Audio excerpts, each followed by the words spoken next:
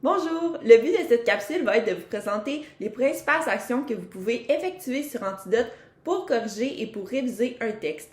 Ces actions vont être présentées en ordre d'importance et vous verrez que lorsque son utilisation est maîtrisée, Antidote peut être un outil très pratique. Pour ouvrir Antidote, la première étape va être de venir sélectionner le texte que l'on veut corriger dans son document Word. Ensuite, on clique sur Antidote en haut à droite, puis sur Correcteur et la fenêtre d'Antidote va s'ouvrir. Lorsque nous arrivons sur Antidote, nous sommes par défaut sur l'onglet Langue. Vous pouvez voir quel onglet est actif dans le menu de gauche. Nous allons donc commencer par corriger les erreurs qui sont relatives à la langue. Tout d'abord, nous allons nous attaquer aux erreurs en rouge. Toutes les erreurs qu'Antidote a détectées sont soulignées en rouge, mais elles apparaissent également dans la colonne de droite. Il est possible de sélectionner individuellement les erreurs dans la colonne de droite.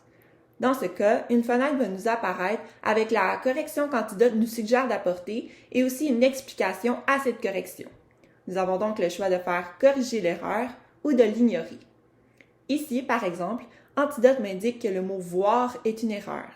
Si je ne suis pas convaincue par l'explication qu'Antidote me donne, pour le moment, je peux seulement mettre cette erreur de côté et plus tard, je vais vous donner un truc pour vérifier la correction de cette erreur. Ensuite, nous pouvons vérifier si Antidote détecte certains mots inconnus. Ces mots inconnus vont être soulignés en jaune orangé. Par exemple, ici, Antidote ne reconnaît pas le nom propre Mireille. Ainsi, si je me suis assurée qu'il était bien écrit, je peux l'ajouter à mon dictionnaire personnel en faisant « Ajouter ». Lorsque je tombe sur mon dictionnaire personnel, je dois identifier à quelle catégorie de mots ce nom appartient. Aussi, je dois identifier son genre pour que Antidote puisse savoir quels accords accompagnent ce nom. Puis, nous pouvons nous pencher sur les ruptures qui apparaissent elles aussi dans la colonne de droite. Une rupture signifie qu'Antidote détecte que la structure de la phrase n'est pas adéquate. Souvent, cela est dû par un homophone qui est mal écrit, par une virgule qui est de trop, qui est manquante, par un mot manquant, par une syntaxe qui est défaillante ou par la confusion de la terminaison d'un verbe entre le E accent aigu et le ER. Tout d'abord, il faut vérifier si un de ces éléments est fautif. Si vous arrivez à identifier un élément qui est fautif, vous pouvez simplement le corriger et cela corrigera également la rupture. Par contre, si c'est la syntaxe qui cause problème, il peut être nécessaire de reformuler la phrase. Par exemple, ici, la rupture est causée par l'homophone « se » qui est écrit « ce » alors qu'il devait plutôt être « se ». Aussi, la rupture est causée par la confusion entre le nom « crie » qui ne prend pas de « e » et la conjugaison du verbe « crier » à la troisième personne du singulier qui ici prend un « e ». Ensuite, nous allons regarder le dictionnaire d'Antidote. Vous pouvez retrouver ce dictionnaire en haut à droite du logiciel. Bien entendu, le dictionnaire permet de prendre connaissance de la définition d'un mot. Cela peut être pratique pour vérifier le sens d'un terme ou pour s'assurer que celui-ci ne correspond pas à un anglicisme. Justement, en ce qui a trait aux anglicismes, Antidote va vous indiquer ces derniers dans la colonne de droite sous la section « Alerte ». Les alertes permettent également, par exemple, de vous indiquer si un déterminant ne semble pas avoir de référent ou si les mots que vous avez utilisés correspondent à un langage qui est familier. Dans le cas présent, Antidote m'indique que le mot « lobby » est un anglicisme. Je vais donc aller vérifier la définition du mot « lobby » dans le dictionnaire. Puisque je ne retrouve pas le sens que j'ai donné au mot « lobby » dans mon texte dans le dictionnaire, je vais changer d'appellation. Ensuite, lorsque nous avons des trous de mémoire en ce qui concerne certaines règles de grammaire, la fonction guide d'Antidote peut s'avérer très pratique. Elle se situe en haut à droite du logiciel, à côté du dictionnaire. Prenons l'exemple de tout à l'heure où je n'étais pas certaine de l'explication de la correction du mot « voir ». Je peux simplement aller taper ce mot dans la barre de recherche du guide d'Antidote et celui-ci va me rediriger vers un texte qui m'explique la distinction entre le verbe « voir » et la conjonction « voir » qui s'écrit avec un « e ». Ainsi, je me suis assurée que tout à l'heure, j'avais bien fait une erreur et je vais venir corriger cette dernière. Le guide Antidote, outre les homophones, permet aussi de vérifier des règles de grammaire, de ponctuation et de syntaxe. Par exemple, si vous avez un blanc de mémoire en ce qui a trait aux règles des participes passés, vous pourriez aller les voir dans la section guide. L'avant-dernière étape consiste à aller dans la section Style dans le menu de gauche. La première chose que nous pouvons faire dans la section Style est de venir repérer les répétitions qui se trouvent dans le texte. Celles-ci apparaissent dans la colonne de droite et tout à droite, Antidote vous indique combien de fois ce mot a été répété.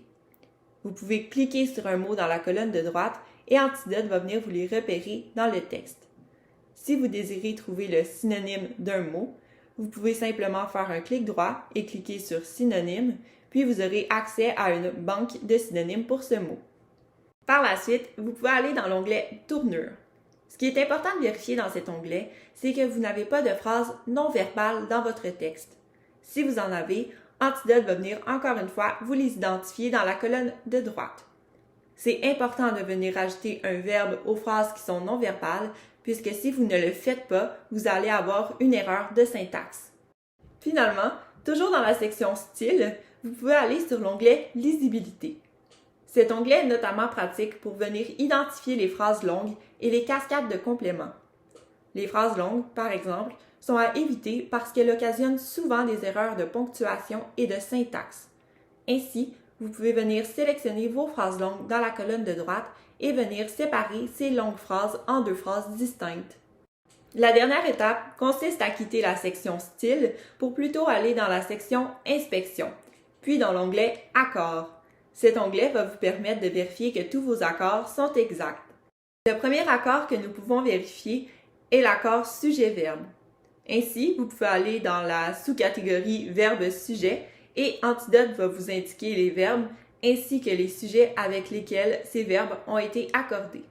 Il en va de même pour les participes passés sujets où Antidote va venir vous identifier quels participes passés sont accordés avec le sujet, donc les participes passés employés seuls et ceux employés avec l'auxiliaire être.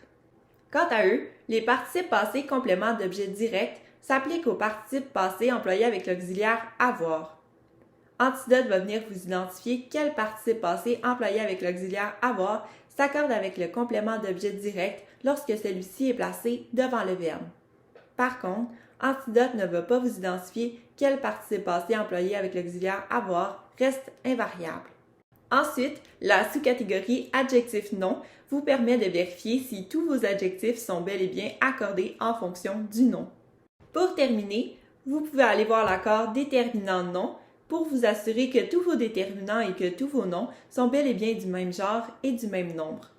Cependant, faites attention au déterminant de, car celui-ci peut parfois insinuer un singulier ou un pluriel. Par exemple, si j'écris de celle et que je mets un S à celle, Antidote ne va pas me le détecter comme une erreur, alors que pourtant, celle ne prendrait pas de S puisqu'on ne peut pas compter du celle. Pour aller plus loin ou pour avoir un aide-mémoire sur ce que nous venons de voir, vous pouvez aller sur le site de Ma Vie ou la Flèche et aller dans le menu, puis dans Soutien d'apprentissage et les centres d'aide.